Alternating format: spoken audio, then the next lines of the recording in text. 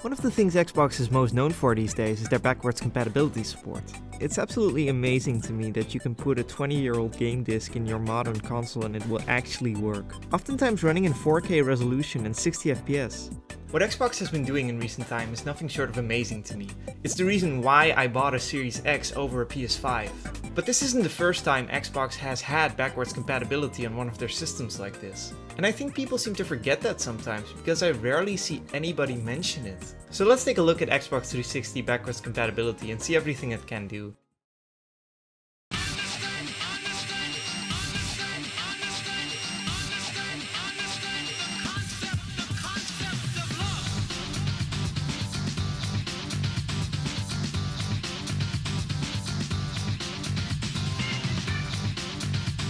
When the Xbox 360 got revealed, they announced alongside it that it would be backwards compatible with original Xbox games. Tonight we are very pleased to announce that Xbox 360 will be backwards compatible with the top-selling Xbox games. If you have an Xbox branded hard drive inserted in your Xbox 360, you can pop in an original Xbox game and it will play. You won't of course get a 4K image or even better frame rate honestly. But the real benefit to playing original Xbox games on your 360 is this. It's getting more and more difficult to find a modern TV that accepts AV input, especially when it comes to stuff like 4K TVs. And the quality you get from an AV signal running through an Ultra HD 4K TV is pretty awful looking honestly. That's why I love playing original Xbox games on the 360. They look really good now that they're going natively through an HDMI signal. And there's no problem playing these games on a modern TV. Even on something like a 4K TV, the games look absolutely great.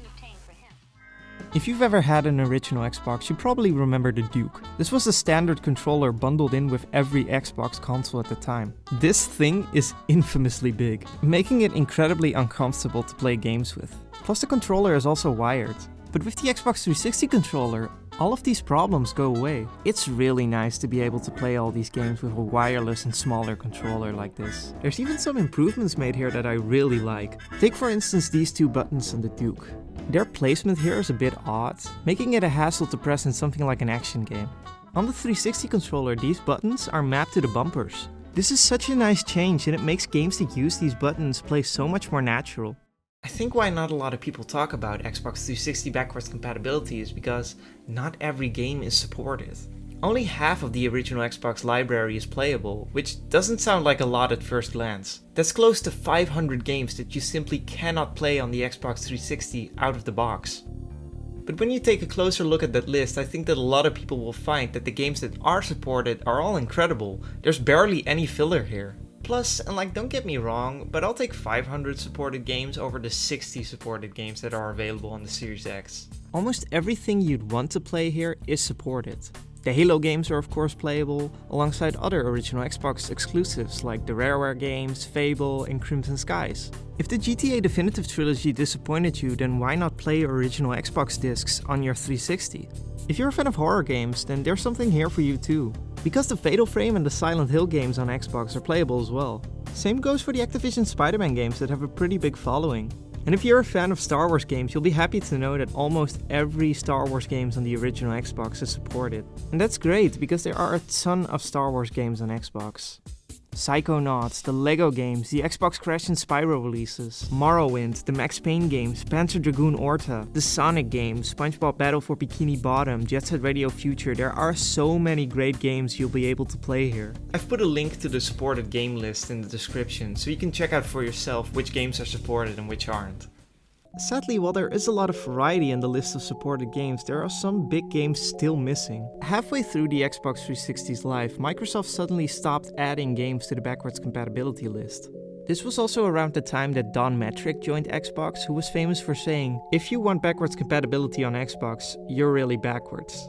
So yeah, because of that, backwards compatibility on the Xbox 360 suddenly stopped, and we missed out on games like Voodoo Vincent, Sudeki and the Timesplitter games. While I still feel the list of supported games is incredible, I do keep wondering what it would have been like if the backwards compatibility program didn't stop there. Well, we can actually see what it would have been like.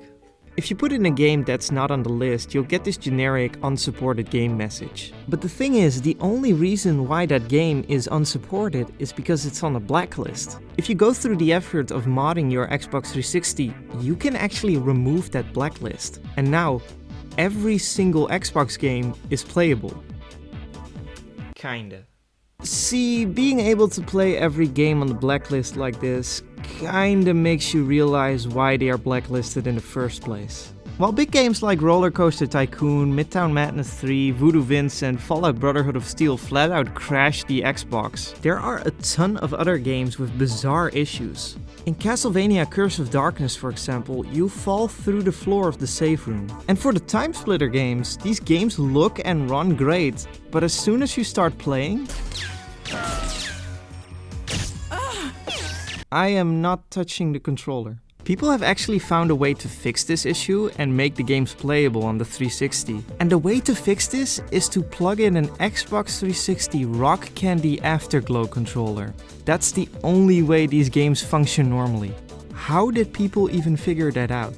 And take a look at the original Just Cause. This game runs and works flawlessly, except for the fact that you can't shoot. In a game where you primarily need to shoot. That being said, while a lot of the games on the blacklist have issues or won't just run at all, there's also a really big list of games on the blacklist that run flawlessly. Stuff like Metal Gear Solid 2, Alien Hominid, Destroy All Humans 2, Prince of Persia, The Two Thrones, SSX Tricky, The Sims. These are just some of the big games that run flawlessly even though they're on the blacklist. And it's not like all the whitelisted games don't have issues, many of which have their own bizarre issues even though they're on the whitelist. So let's go by some of the big ones and see if we can replicate any of the problems that people have listed. And I'll share some of the experiences I've personally had with playing these games on the 360, since I've done so with a lot of them.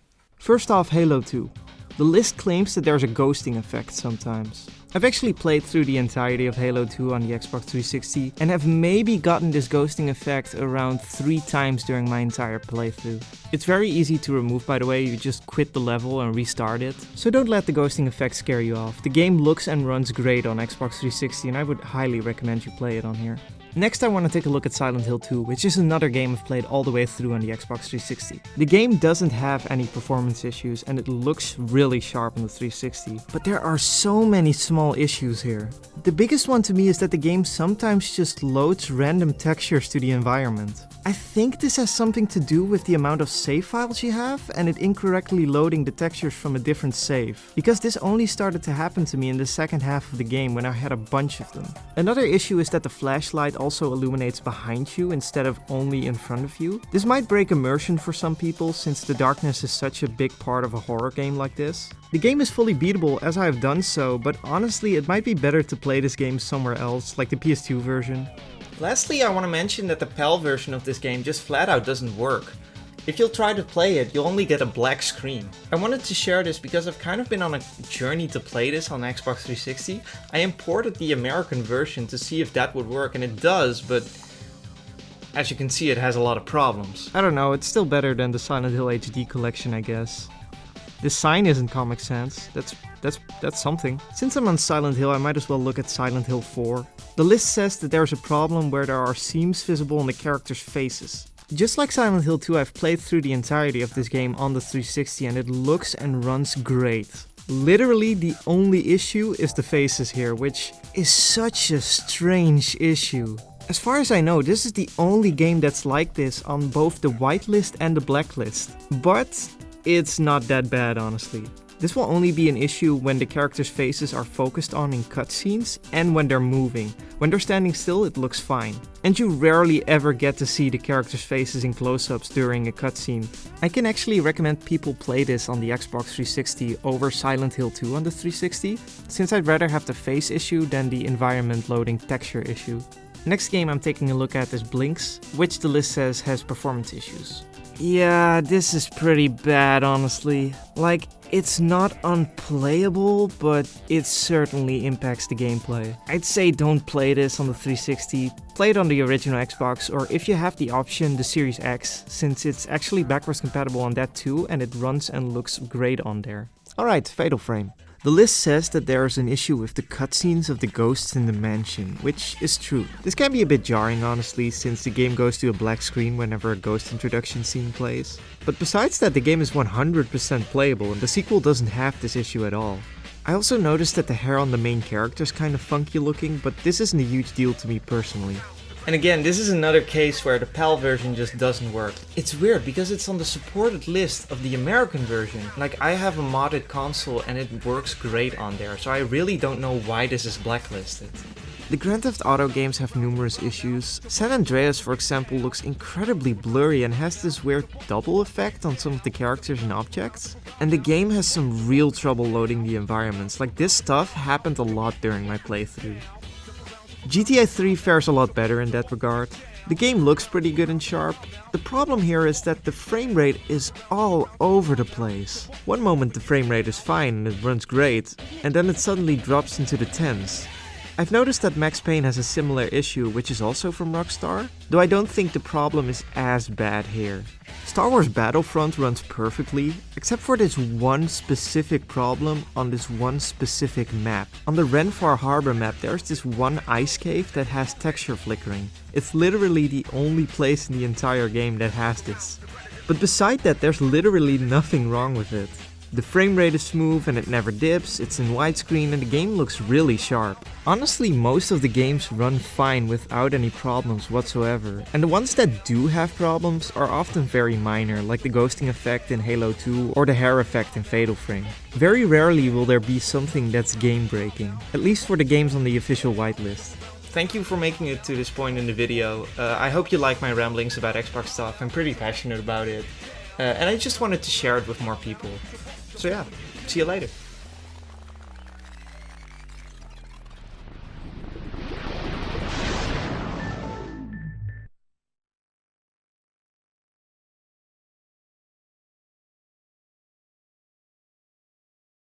Gaming.